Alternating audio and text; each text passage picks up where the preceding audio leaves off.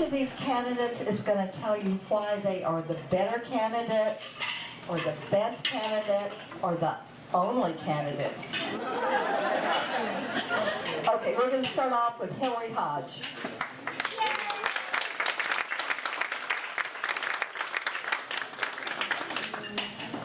A wonderful thanks to the business and professional women of Nevada County for hosting this great event. I really appreciate all of you. I know it's hard to organize events, and this is a hit. It's been wonderful, and a huge thanks to Summer Times as well. I'm Hillary Hodge, and I'm running for Nevada County's District 3 Supervisory District, which covers the city of Grass Valley and surrounding neighborhoods. When I moved to Nevada County almost 10 years ago, one of the first things I did was sign up to volunteer. I threw myself into this community with my whole heart. I regularly volunteer with several local organizations, including Sierra Harvest, the Center for the Arts, the Grass Valley Downtown Association, and more. I sit on the Music in the Mountains choral board, and I sing with their chorus, and I'm on the Nevada City Chamber of Commerce Board of Directors. I've served our business community as the Executive Director of Sierra Commons, Nevada County's Small Business Education Center. It is my relationships and my experience that makes me the most qualified candidate for the job of Nevada County's District 3 Supervisor. In Nevada County, we have everything we need to get us where we want to go. My campaign and my election offers a fresh perspective for Nevada County. We need to think about jobs in our community. We need to support local business and invest in local talent. Most of our small business owners run their operations by themselves. Many of our small businesses are operated out of homes. We are seeing a changing economy, and it's an important thing to make sure that our small business owners are supported, and as the economy changes, they're able to change with it. As supervisor, I will help support an economic development plan that supports local people and attracts businesses that share our values. We need affordable housing in our community. Yeah. Thank you. In order to create a sustainable future, we need to make sure that young people can live here, that we have workforce housing, and that we have homes for our fixed income seniors. Yes. We need to make sure that we have innovation in our community. Our rural community deserves access to high-speed internet and the same tools that our urban and suburban counterparts share. Yes. And we need to make sure that we are ensuring public safety. We need to have innovative and creative ways to mitigating fire, danger, and risk. We need to support our community in doing so. And we also need to support the poorest among us. We see poverty on our streets every day, and we need to make sure that those people are taken care of and that our communities are safe. My first job out of college was in social services. I understand funding streams and regulations. I know the tools that can best serve our community. As a small business startup consultant, I know what our small business owners are facing in our community and how to ensure their success. As a young person working in the remote economy here in Nevada County, I understand the challenges that we face in our community in finding work for people my age and younger. I understand our economy, and I know where it's going. We can foster jobs and sustainability in Nevada County without sacrificing our rural values and our small town charm. We can solve the challenges we face in our community with creativity and common sense. Our community deserves a future that we can believe in. I believe that I'm that future. I am not running to simply win an election. I am running to do the job. I am running to do the work. I am running to serve our entire community. I am running to serve Nevada County. My name is Hillary Hodge, and I hope you'll vote for me in District 3 for Supervisor on June 5th.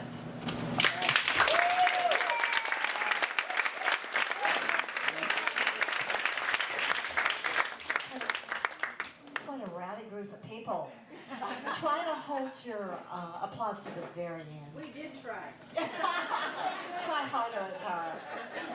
We didn't clap, we yelled. I know. Thanks. After the panel has finished speaking, there will be a Q&A. So You will have time to ask your questions. Next is Dan Miller. Right. Other candidates, District 3.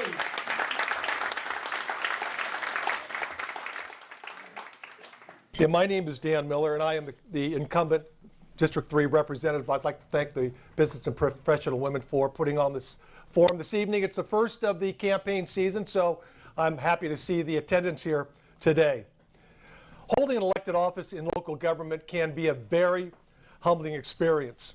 You live in a fishbowl, and your harshest critic could be your next door neighbor. And I have been humbled over the years. You are dealing with constituents that can live hours away. You deal with your neighbors and your friends. You deal with people who you have known since high school and individuals who have invested time, energy, and personal resources to be able to live, work, and raise their families in this community. When making a decision as a supervisor, they are the ones I'm thinking about. I think about the children still in school and the future that is in front of them. I think about the young families that are trying to make our community their home for the rest of their lives. I think about the people before me who had the same responsibility in the manner in which they fulfilled the oath of office, the decisions they made and the effect it has on us as a community today.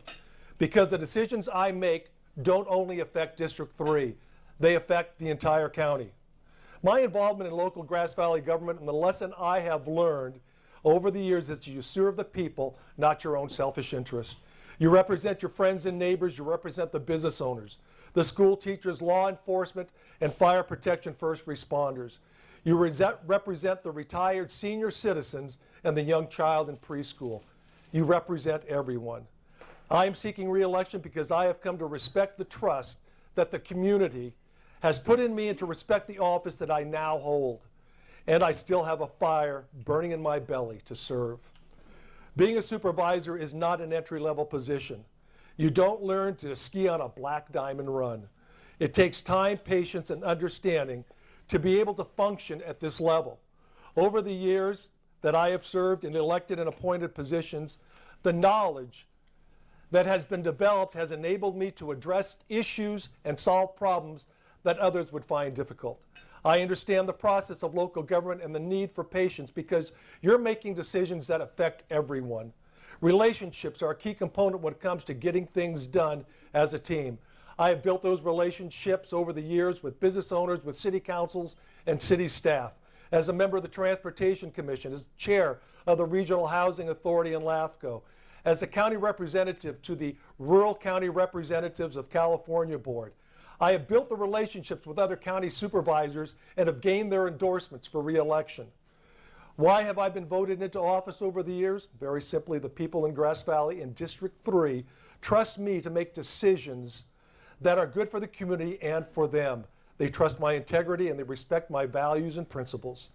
They know that I will gather the information and make a decision not based on political pressure or for a special interest group. They know that my decisions are based on my deep affection and love for this county, for its history and for its future.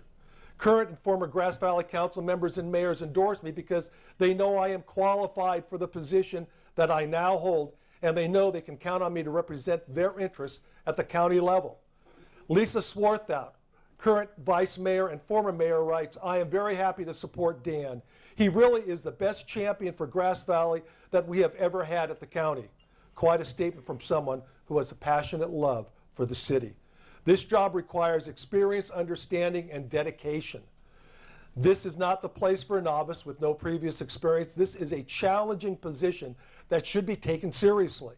That requires a knowledge of governance and the ability to work as a team with the other supervisors and county staff to accomplish the goals before us. Thank you.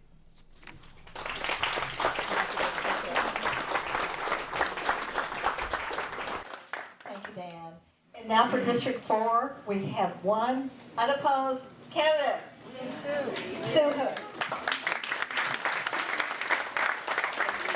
Thank you all for having me here this evening. I know it's kind of interesting. I look out across here, I see friendly faces that I've known forever. I mean, everyone running I think I grew up with, so that's kind of interesting, or part of family. So, and then you see another group that is all new and has a passion for this community just like I do. So why did I run for this? I'm not sure. Sometimes I think this might have been the craziest thing I did. I'm a ranch girl. I'm a 5th generation Nevada County girl. I grew up here, I went to school here, I've had my children here, my grandchildren are 7th generation.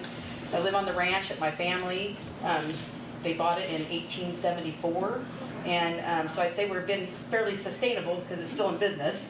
And it's been my real passion. So in the county, I've worked through the Ag Commission, and that's just been a very rewarding experience, helping work on the ordinances and how are we going to keep people in agriculture in Nevada County.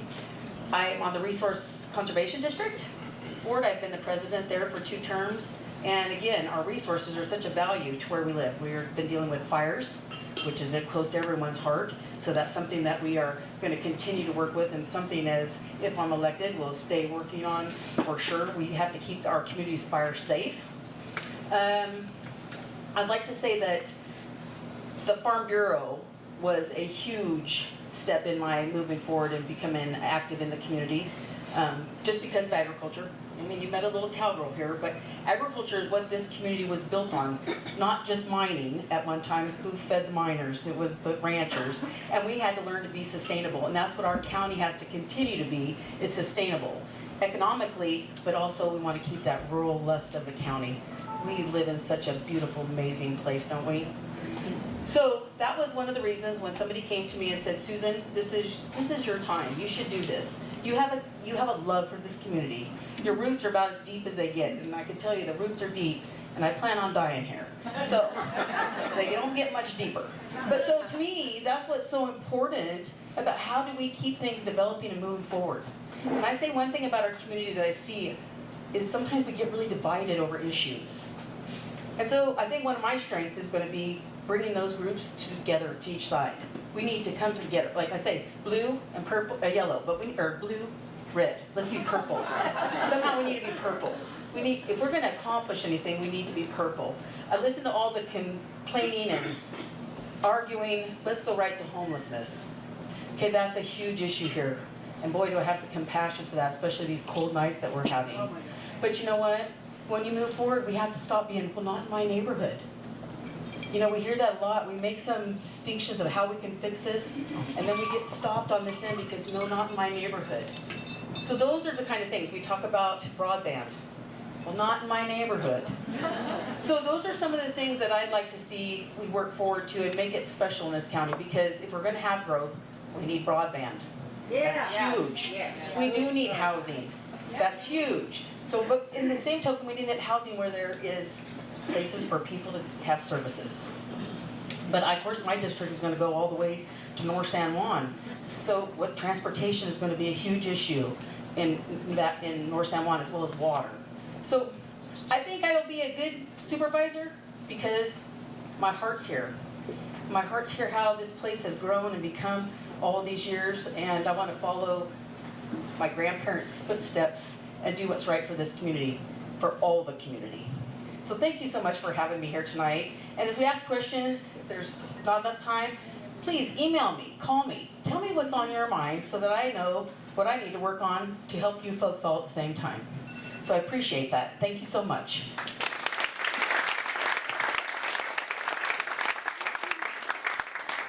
Thank you, Sue. So now let's get to the sheriff, the 3 sheriff candidates, and we're going to start out with John Foster.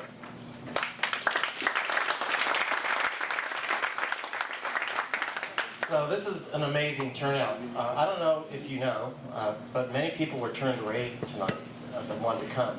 So this just shows you how much people care about our community and getting to know our candidates.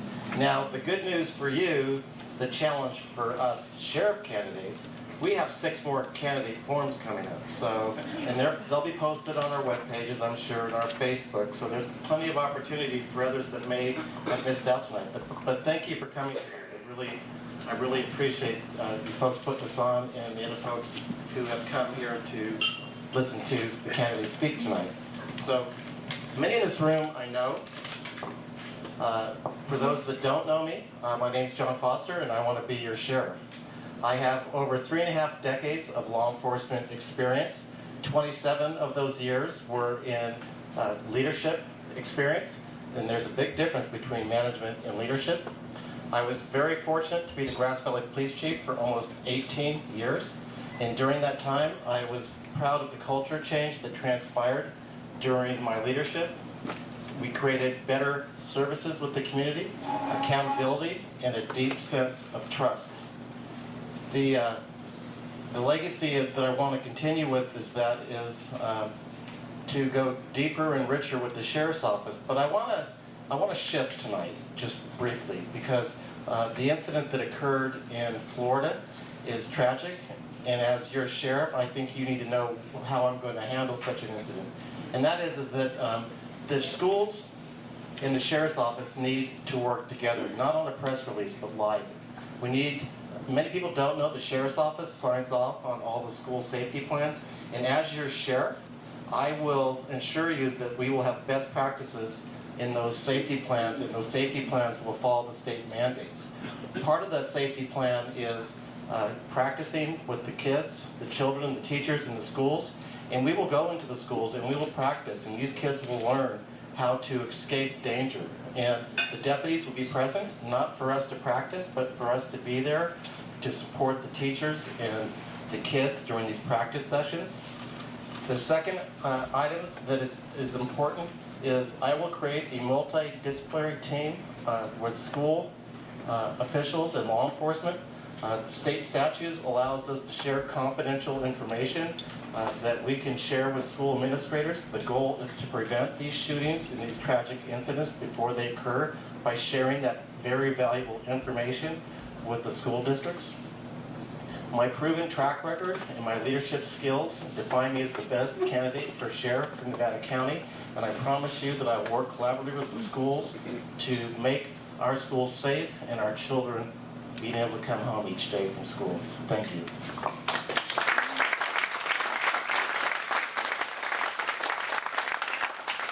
Thank you, John.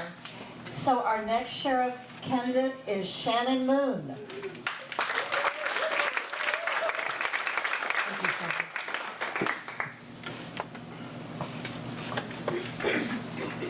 This is a nice view. You can see the view from where I stand, right? Thank you to the business and professional women of Nevada County for organizing our event tonight. I hope, as you realize as I do, that I am a product of your organization and your mission. I am Shannon Moon, and I'm running to be your next sheriff because I genuinely care about this community, and I believe we deserve the absolute best in public safety services. I am the most qualified candidate to lead the Nevada County Sheriff's Office into a new direction and into the future. I was fortunate enough to have been born here in this wonderful community 50 years ago, even though women aren't supposed to say their age. And I am a product of amazing parenting.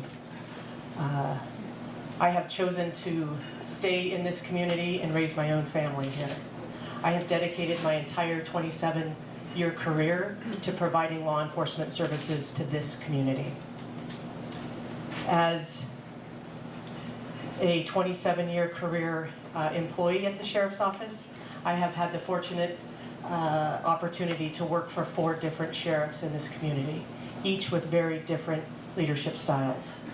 I believe that as a public servant, my loyalty lies with this community and the mission of our organization. I was 22 years old when I started at the Sheriff's Office. Seems like a long time ago. I started as a correctional officer in our correctional facilities. Then, in 1990, Sheriff Bill Heafy hired me as a correctional officer, and I worked at our downtown main jail. I worked at our detention center, which was a minimum security barracks out on Willow Valley Road, as well as the Truckee jail, and then what I like to call the new jail, opened in 1992, the Wayne Brown Correctional Facility. As I was a correctional officer, I decided I wanted to become a deputy sheriff. So I took the initiative, and I put myself through the academy while working full-time on the graveyard shift inside that jail. I graduated at the top of my class, and I think most importantly for me in my career, the academy that I chose to go through was in Sacramento, California. and I was exposed to other women in law enforcement, and as important, other women leaders in law enforcement. I was hired as a deputy sheriff and quickly became a detective in our office and worked both our major crimes unit and our narcotics task force as a detective. I was promoted to sergeant, lieutenant, and captain, which is the highest level attainable in our office, each being the first woman to earn that rank in the history of our department, dating back to 1851. As a captain, I have commanded all 3 divisions of our sheriff's office. At every job, I have promoted innovation and found efficiencies in the services that we do provide.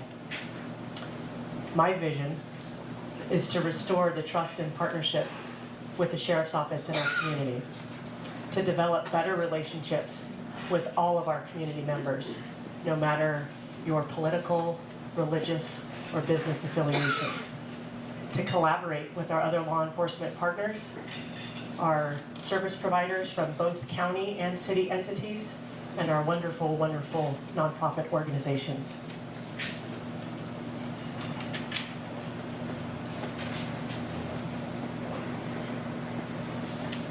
When I talk about the exposure I had to women in law enforcement, I think the most important thing to recognize is that to see firsthand what is possible, and if you can't envision yourself in these roles, they're not attainable. So my name is Shannon Moon. I hope you vote for me for sheriff in June of 2018. Thank you so much.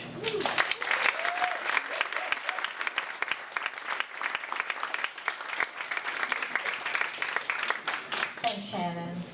And so our third candidate, Bill Smethers.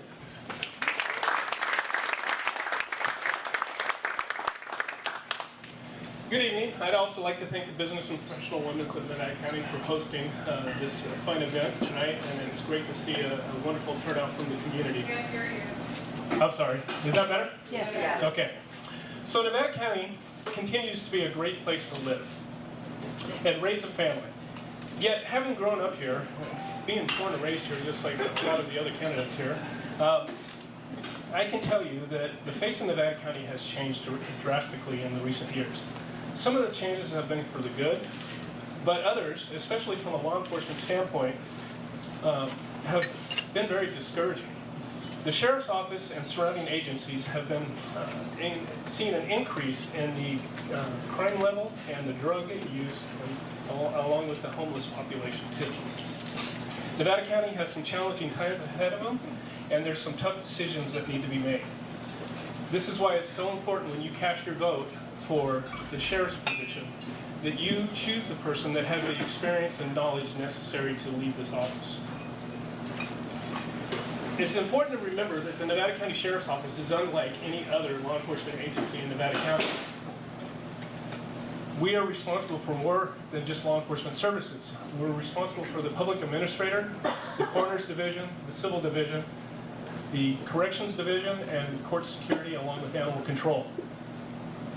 Since promoting to the rank of lieutenant, I have had the opportunity to manage every one of those divisions within the sheriff's office.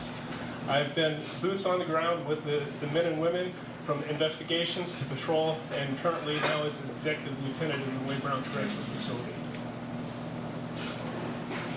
As sheriff, I will bring a proactive approach to dealing with crime in the community to not only keep you safe, but help reduce the recidivism that we see that is so prevalent in our community. I will work diligently with all of the other law enforcement agencies up here to combine our resources and our efforts to combat the major issues affecting Nevada County. As important as interagency relationships are, in my 24 years of law enforcement, I have learned that our most important resource is the community members. It is imperative that the relationship between the Nevada County Sheriff's Office and the citizens of Nevada County be reestablished and cultivated into a stronger and more of a united front. The job of law enforcement would be much difficult to do in our community if we didn't have organizations such as Community Beyond Violence, NEO, and CORE. These help educate, provide services to victims, educate the youth, and provide substance abuse treatment to the people in need.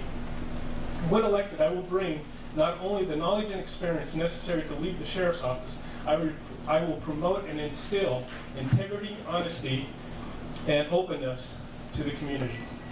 The men and women of the Nevada County Deputy Sheriff's Association have overwhelmingly endorsed me and are ready and willing to work hard for me under my leadership. And I, as your next sheriff, am willing and ready to work hard for you. Thank you very much. And please, I do also have a website. There's other points of view that I have on there. My cell number is on there. I'm more than happy to take calls from anybody, answer calls for service too. So thank you very much for having me tonight. I appreciate that.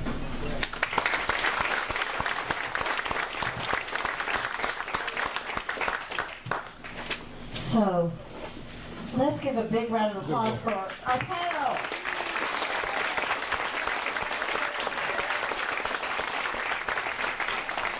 Some of them have literature in the back. As you leave, you can pick up some pamphlets. I have a question for the three sheriff's candidates as to how they will address the concealed carry weapons on some schools. Can you clarify what you mean by on school grounds? Right, the way it stands right now, if someone can go on a school ground with a concealed carry permit, with a gun, Correct. So how can we stop that? So the question is, how can we stop carrying concealed weapons on school grounds? I guess my response is the current concealed weapons process has a vetting process. The people carrying concealed weapons go through a background check, which includes fingerprinting. They go through a vetting process of an interview. They're qualified to be trained to carry the weapon. And then the other area is we only have approximately 1,400 people that can carry concealed weapons on school grounds, if that was the case, through Nevada County. So I don't see us changing any practice. That would be up to the schools working with the sheriff to see if they want to work on possibly changing the practice. But right now, they're allowed to carry guns on school grounds. So I'm not seeing any change except if the schools want to work with the sheriff's office to come up with some kind of policy or practice to deal with that. Would you advocate for a change? Can we need to have each candidate answer that. Take a follow. Thank you. Thank you, Joe. So it's my belief that school grounds, school private property can control who's carrying any weapon on their personal property, because that is the school's property. The CCW permit, the concealed carry permit that the sheriff's office provides is the privilege to carry concealed. It's up to the private business whether or not they're going to restrict that possession on their property. So the question in and of itself, most of the schools in Nevada County do not allow possession of any weapons on the school grounds. Therefore, the CCW doesn't give you any extra permission. All the CCW does is allow you to carry concealed in public. Part of carry concealed for the sheriff's office is vetted by the captain of operations, which is what I've been doing for the last 7 months. So I've been doing the permitting process to assure that the backgrounds are clear, the training certificates have been provided. Thank you.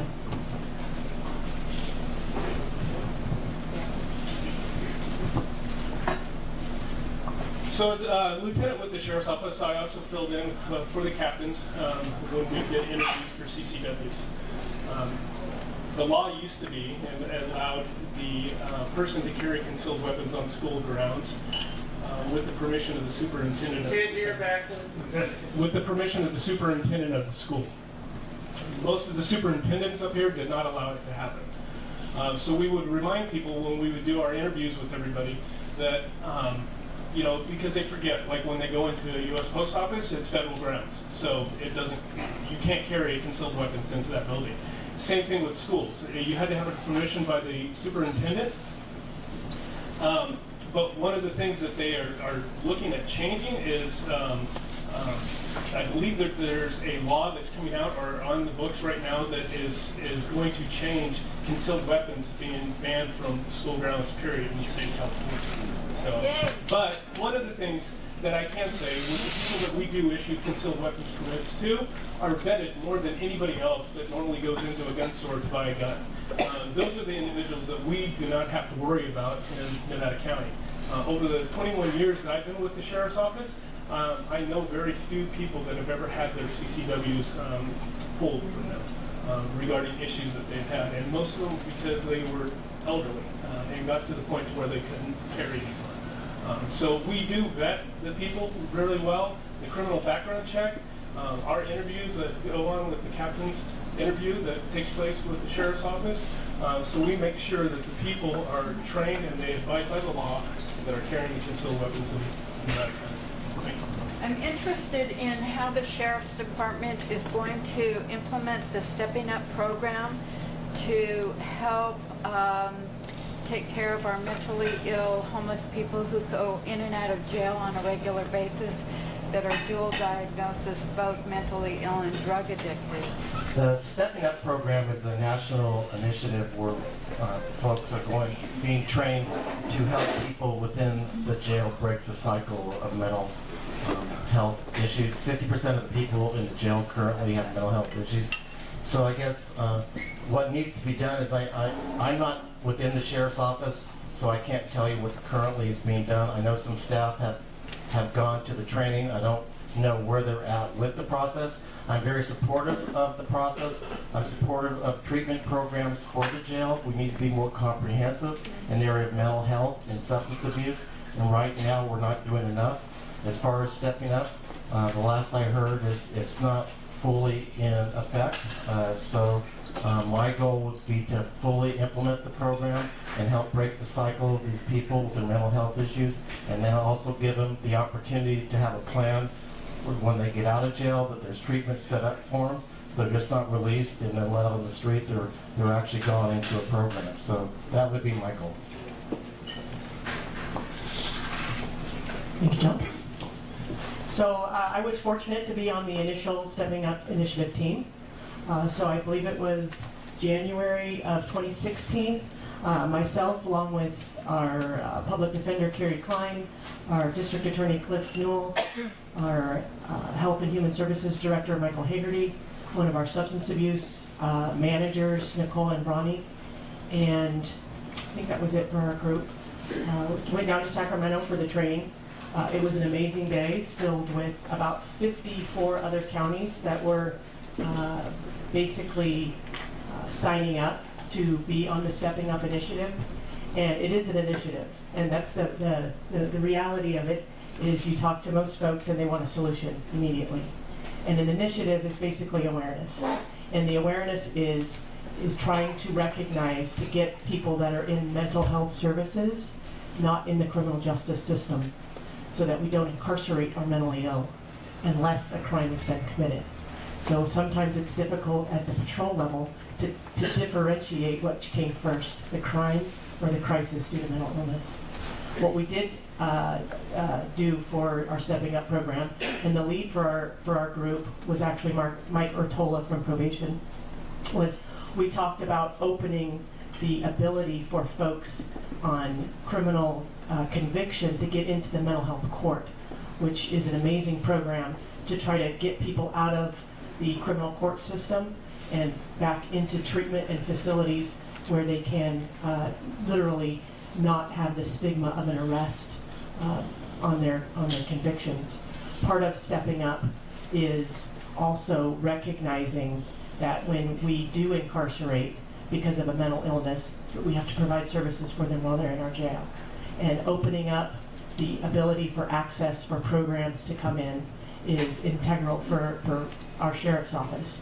It is an amazing, when you can see someone, when something clicks with them, when they're going through their programs, and they actually either are thinking more clearly if it's a substance abuse issue, and then you see the real change that can be made inside our community. So that's Stepping Up. Thank you. And now Bill?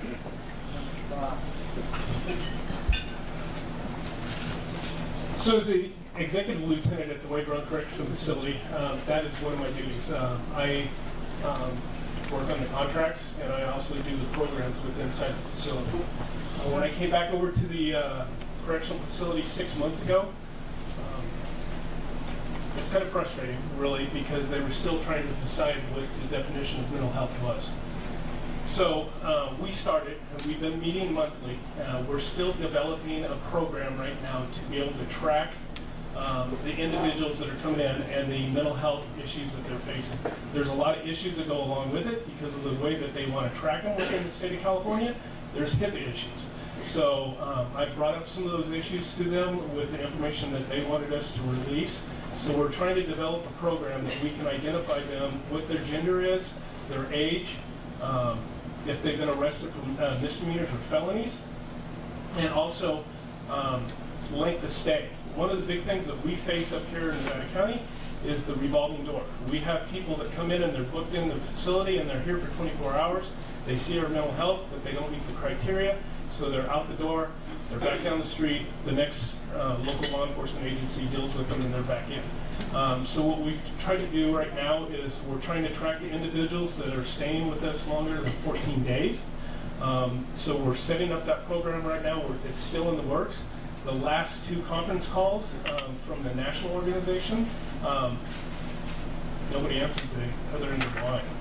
So I don't know, to be honest with you, where it's going in the state of California, because it is a nationwide organization that they're trying to help the mental health.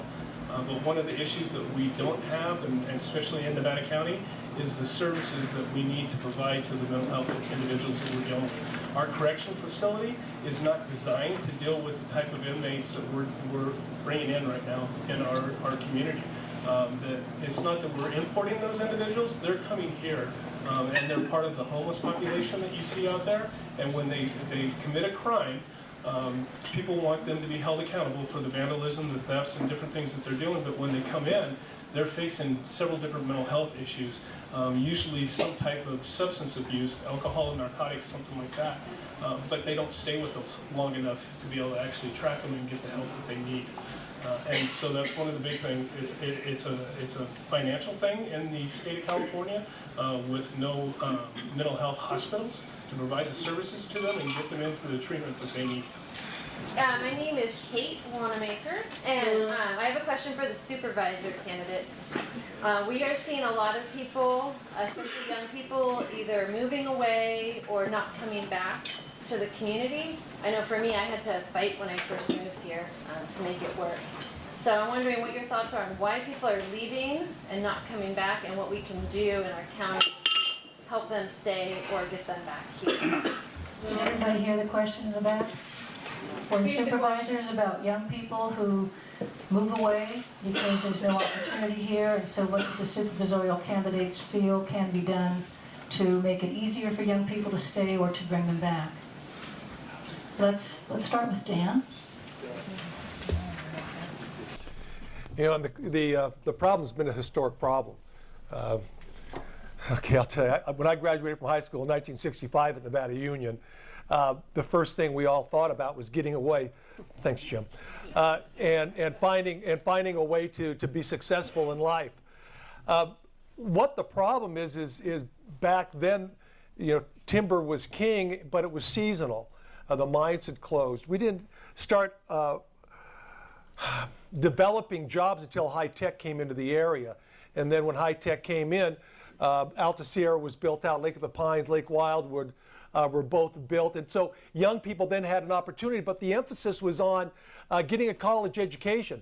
Kids went away to school and they never came back. Why? Because their field of study was probably somewhere else than Nevada County. You know, a few came back, but they came back you know, into family businesses, B&C True Value Hardware, Hills Flat Lumber, Yuba River Lumber that some of us will remember.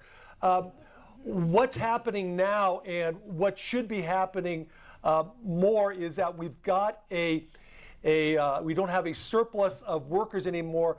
We need more tech workers. We need more people in the trades, learning the trades. Construction industry is having a very difficult time in Nevada County finding qualified people. You look at what's going on down at Sierra College in the Rockland campus, and it's remarkable what they're offering as far as the Haas Industrial Learning Center, what they're teaching young people to do that will train them for and make them available for the trades. The trades are, when the trades work, our economy's good. Our trades aren't working up here. Cabinet makers can't find people to hire to build cabinets, to train to build cabinets. Contractors Association complaining because there's no plumbers, there's no electricians, there's no one that wants to do that type of work, and there's too much emphasis on, I believe, getting a 4-year degree, and a lot of kids don't need 4-year degrees. They can go get trained in some industrial technology and make as much, if not more, than someone coming out of college with a 4-year degree. So I believe that more emphasis really needs to be spent on teaching kids and getting back to the industrial arts. Then I think we might see more kids staying here, developing a qualified and qualified workforce, basically. But they're still going to move away. Fortunately, I've been seeing kids come back into the area that had moved away, realize that, you know, the pot of gold isn't at the end of the rainbow. You know, it's where you were raised, and they've been coming back, and they've been developing their own businesses. So that's about the history lesson on that. Thank you. Hillary? Thank you for asking that question. This is something that I'm very passionate about. I met Andrew and his wife Maya when I first moved here, and we were immediate friends. He grew up here. They met in college. She moved here with him. They planned to raise their kids here. And we had a great time singing in Music in the Mountains chorus together. They, you know, with all their hearts, wanted to stay here. Well, Andrew's a software engineer, and he was working for a local company, and he had offered to stay, and they didn't take him up on it. He now lives in the Bay Area, and he is one of Nevada County's unfortunate exports.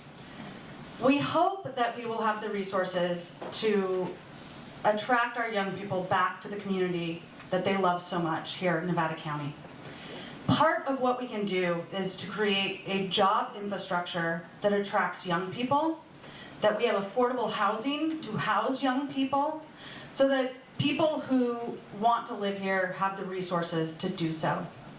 One of my favorite current projects in our community is being brought forth by Whitney College Prep.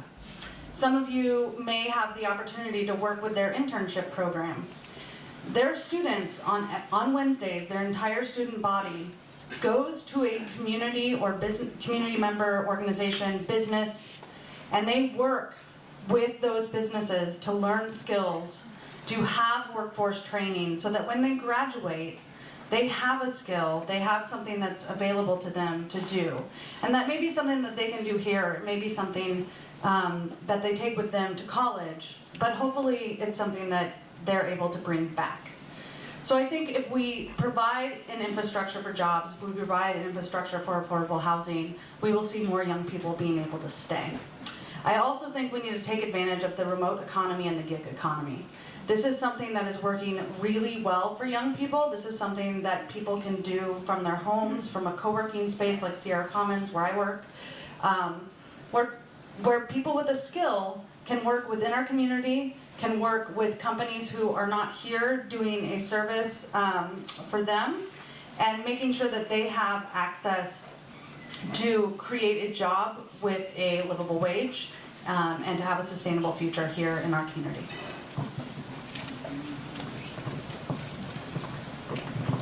Well, they touched on about everything we could talk about, haven't they?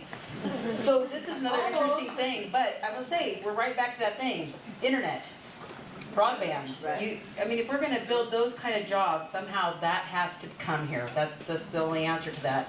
I would agree very highly, though, that the trades are huge. I have kids, the ag department, fortunately, has a fabulous program still.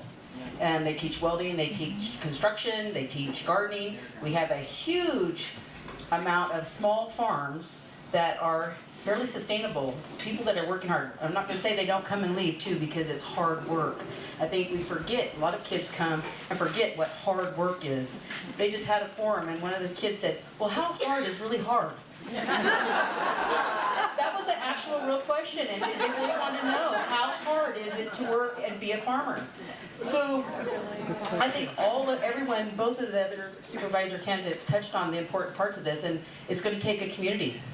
It's going to take a community to open this up. Now, whether it's in housing, we've all talked, that's huge, okay? But then again, in town, we have a couple of ideas of building that can go on, but again, there's lawsuits that are slowing those things down. So, and how do we get construction done? Permitting and regulations. They're over the top from the state level down. So, and you know, we can only do what we can do in the county because the state sets a lot of those restrictions for us. So those are some of the things that really we have to look at and work out. How are we going to keep our people in business with all the regulations that they have to go through? Starting a business is hard here. The hoops you have to jump to for a small business person. Luckily, we have small business loans. There's people that work with that. But I'm just saying, when you start a new business here, it is a challenge. So, can I fix that? No, but I can tell you what, I'm going to work hard from the supervisor side to work on all those types of issues, and we'll have to do it together as a community. My name is Jeff Linsell, and my question relates to the frustration and our inability to get fiber optic cable in this area. So is this for the supervisors? For the, I'm sorry, for Okay. the supervisors. And I want to know why nothing is happening regarding forward progress. We're having more people telecommuting, tech people in the Bay Area. I mean, telecommuting is growing. But how can we attract people up here if we don't have fiber optic? No, we know that this has been an ongoing process, and I'm sure a lot of us are frustrated. Part of it is political will. We do have a congressman who voted against the rural broadband bill. I'm not sure why. I think that his constituents would probably benefit highly from having rural broadband.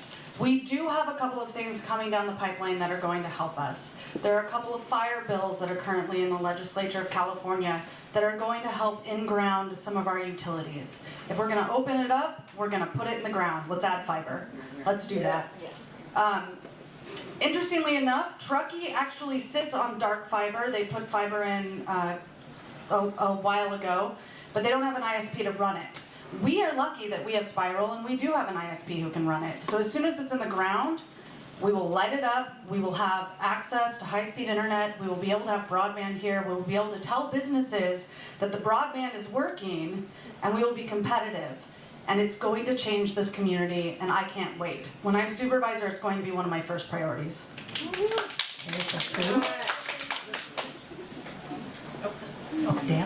Yeah, we've been struggling for a long time now. Cap and trade money, which most people don't understand what cap and trade money is for. It's meant to be used in areas where you lower your carbon emissions by charging carbon emitters money. Cap and trade money is supposed to cut down on commute times. It's supposed to be used in areas where if we can reduce the number of car trips, then you have an opportunity, there's a nexus to use cap and trade money. State of California isn't using cap and trade money to the extent that they could. They're using it on other projects under the assumption that what they're going to do is actually going to reduce carbon emissions. We need to use cap and trade money for fiber optic. We are an underserved area. We talk to our assemblymen, we talk to our state senators, we talk to our congressmen and say, we are underserved. This is a rural area, but all the political will lies in the urban areas. All the votes lie in the urban areas, and we have to fight for everything we get. Fiber optics is a huge advantage. Sure, spiral internet, looking at a 16 million PUC grant. Problem is, we've got to find matching funds in order to use that PUC money. The fiber optics is intended to go out Highway 174 and give service to that underserved population. So we hope that using cap and trade money is going to provide some financial means for us to put fiber optic in the ground. Being third is not easy because they already talk about everything you want to talk about. So one thing I will tell you though we should be thankful for, at least we still have landlines. So that's been,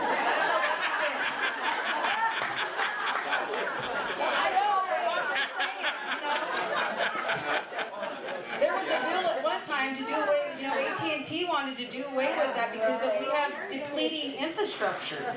So I'm just gonna say, so there's one thing, let's be thankful for we do still have landlines.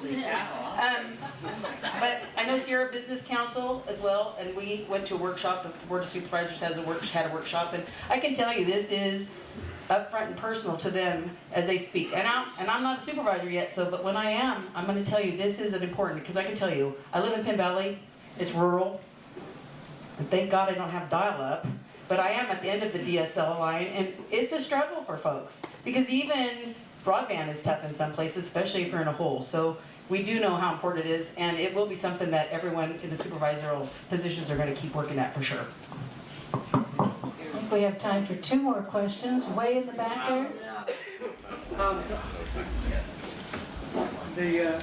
The sheriff's candidates were addressing problems like homelessness and allusion to mass shootings in schools and things. But this is going to be directed, I think, to the supervisors. Chronic homelessness, mental health are problems that go far beyond our county borders. And I would like to hear about what you as supervisors would do to advocate for solutions that really require a more consensual state or federal problem-solving approach. That's a big one. We'll start with Sue. So I'm just going to say, I think that's the hardest part, because at the federal level, of course, and we have no control there particularly. We have our state hospitals are gone. And so what we've talked about specifically is these revolving door situations. We spend a lot of money. The county spends a lot of money in mental health. And it is stuff that, we're talking about people in jail. Unfortunately, if you go to jail for about 15 or 20 days, you're on the verge of making a little bit of a breakthrough. But if you go, let's say you get put on a 5150, and you go in, and your 3rd day in there, though, you become coherent, well, then you don't want to be there anymore. And so you say bye-bye. So we don't have any control over keeping those people where we could actually give them the services that they do need. So how do we change at that state level? We walk the halls. Even with Farm Bureau, when we go down, we talk about agriculture, but mental health is a huge issue. I have a sister that deals with substance abuse. So I watch the revolving door go round and round and round. And would I like to see that fixed? And I would say, when I am supervisor, that's one of the committees that I look forward to being on, because I think that we can make changes. They might be baby changes. We're not going to fix everything by any means, but we can do it differently in our community. I think that the sheriff's department's hot on it with the Step Up program. I think that we have some great people working over in behavior health, but we have to give them the tools and the extra finances to be able to handle that. Actually, if there's a 5150 and police are involved and there has to be a hospital stay, the county and the Mental Health Services Act funded the crisis stabilization unit up at the hospital, and so someone who's in crisis, instead of being treated in the emergency room, they're treated in the crisis stabilization unit, where there's a psychiatrist and a nurse on staff the entire time. The problem with homelessness, and Polly can tell me that about 75–80% of those people that are homeless have a mental illness.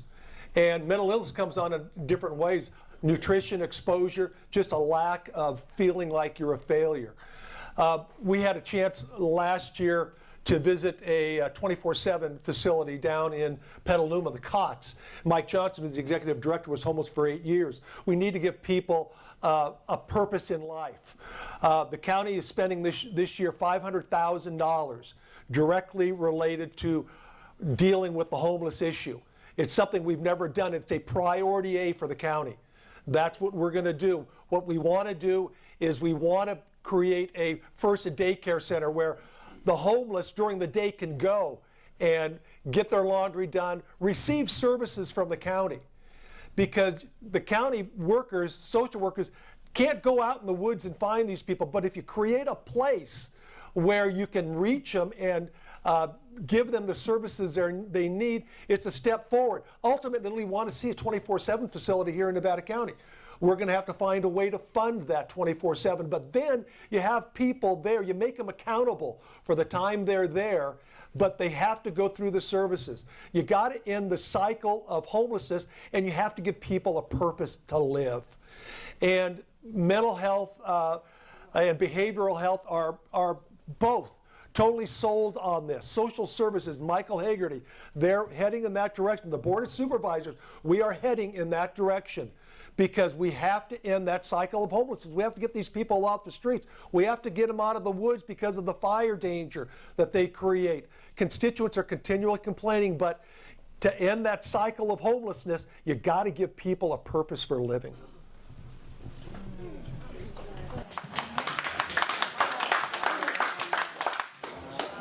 Homelessness is a concept that sort of points to its own answer. You asked about the full spectrum of services and how we incorporate everything. You know, I think having housing stock is essential to the success or the future of mitigating homelessness and poverty in our community. I think we also need to treat our homeless crisis as a humanitarian crisis. So yes, there are compacted issues, there are mental health issues, there are addiction issues. We know that that complicates how we help our homeless citizens and those who are unsheltered. We also don't have enough beds in this community yet in order to make sure that the people who currently are unhoused get housed or get shelter. We need to make sure that the people who are suffering the most, who are on the forefront, have access to services and are treated with dignity. Part of that is making sure that the people who are doing the work on the ground are incorporated into policymaking. We have a number of incredible nonprofit organizations in our community who are on the front lines, who understand our homeless population in our community and what they need. And so I think listening to the whole system and understanding everybody involved is really, really important. Nevada County is currently in the process of implementing the Housing First policy that's national policy. So that means that we get people housed and then we help them with any other issues that may also arise, whether that's mental health or addiction or other issues. If there's job training that is needed, that's also really important. So approaching our homeless population with humanity and approaching our homeless population with the entire skill set of our community will help to solve the issue. Thank you.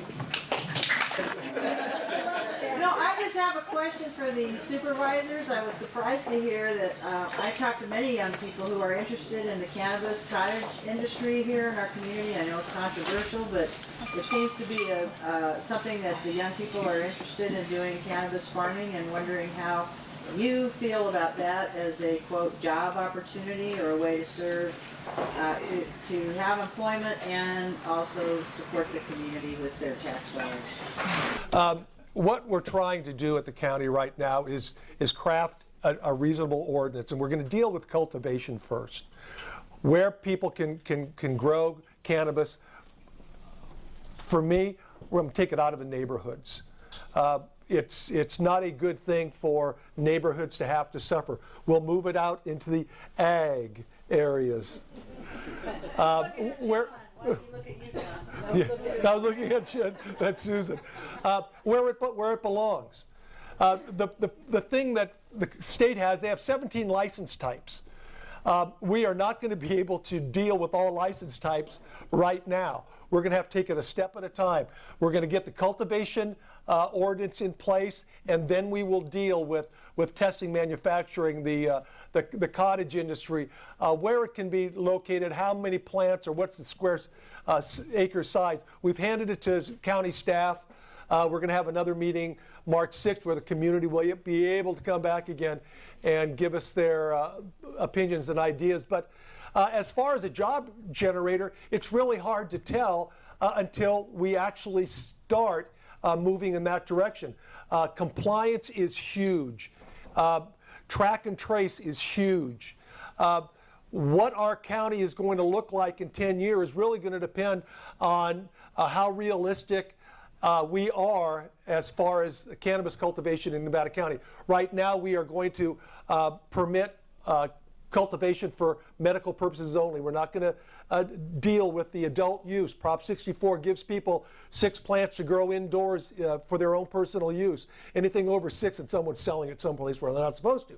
But we'll deal with the medical use because there are recognizable and significant medical advantages for people to use cannabis.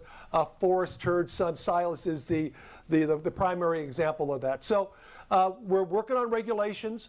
We're going to be very deliberate in how we do it. We've seen other counties just jump in without any regard for the community, and they've actually had to back up and put bans on because they weren't able to handle it. And I've been advised by countless county supervisors from Humboldt, Tuolumne, Calaveras, Yolo. They all say, Dan, you guys take it slow, because you want to be able to know how county staff is going to be able to handle it. And one thing we don't want to do is just hire a lot of county staff and then have to let them go later on because the cannabis industry and the price of the product has dropped. So all these county supervisors, Humboldt surprised me. They've only got 20% compliance so far up in Humboldt County, but they got 1 million grows up there. But they all say, be very careful how you do it, be deliberate, go slow, make sure you do it right.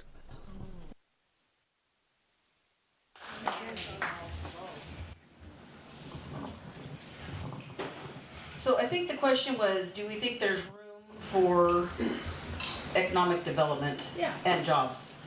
The state of California made it legal. And as we move forward in this medical side of it specifically, yes, there's going to be. I mean, we already see that in Nevada City with the dispensary that's going to open up, that's going to employ people.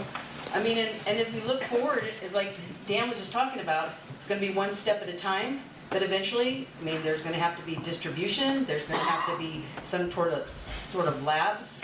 So yeah, I do believe that as we move forward responsibly, that definitely it's going to be some sort of, well, it has to be.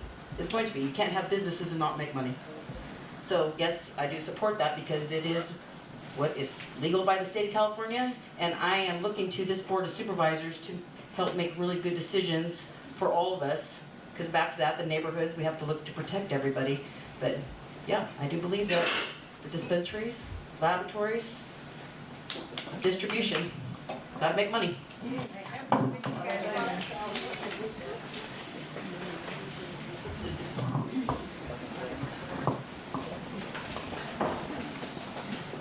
The cannabis industry is not an emerging industry in this community.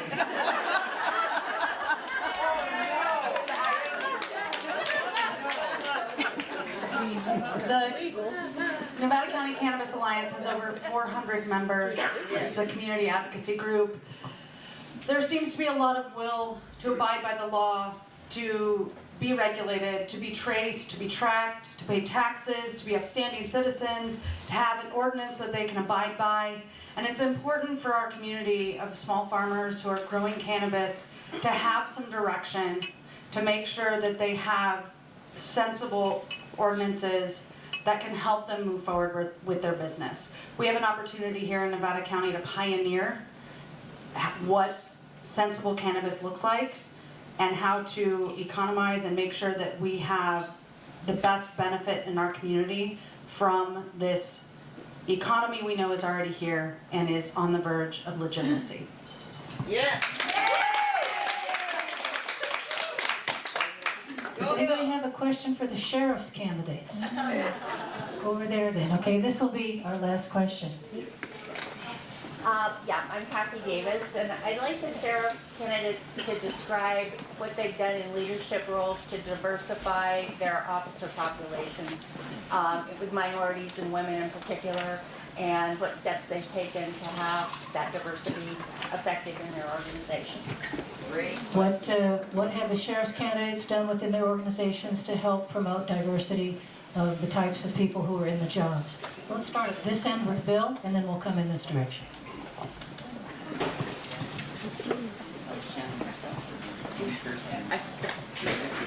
So, as a lieutenant within the sheriff's office, I've sat on oral boards, obviously, but I don't have the hiring power of the sheriff, who makes the final decision regarding that, or the promotional power that the sheriff has.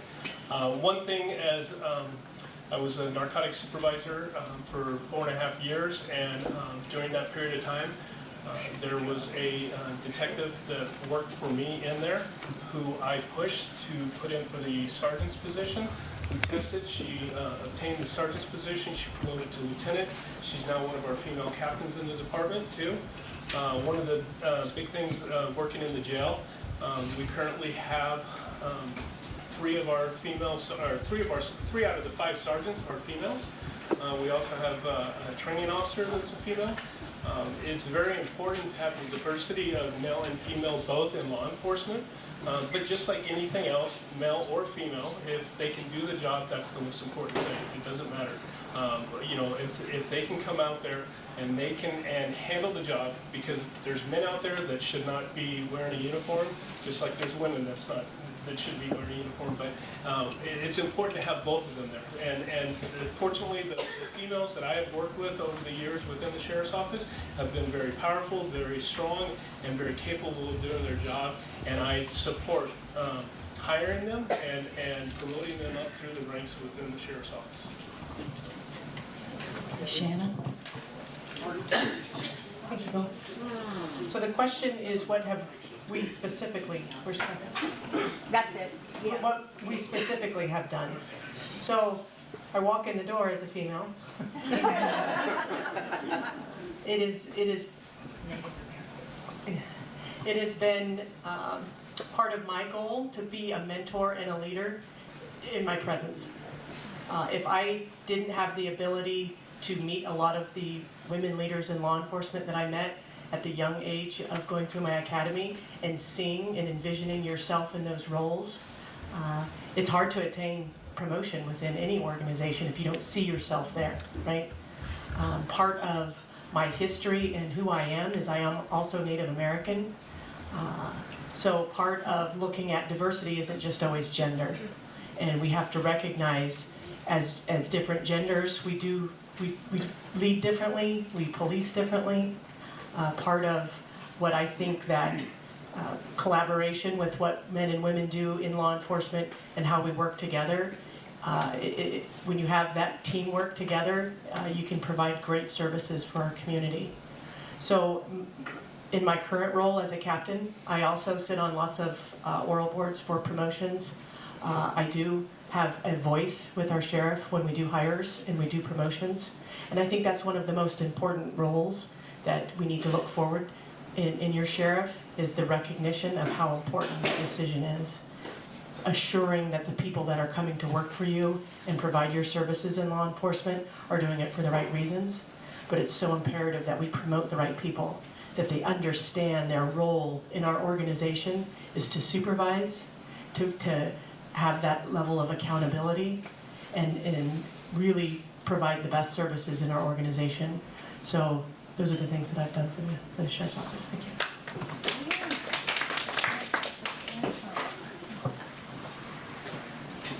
Well, I've been very fortunate. My career started in Palo Alto. In Palo Alto, we were a very progressive city, and we recognized the importance of diversity, gender, people, the underserved minorities in our community. And so we hired people that were reflective of our community. When I came to Grass Valley, the former police chief had a mandate: no female police officers and no male dispatchers. So I changed them. I hired the first female police officer, and many after that, and I hired minorities, and I hired the first male dispatcher. So it's important that you represent the community needs, and your workforce is reflective of your community and what your community values.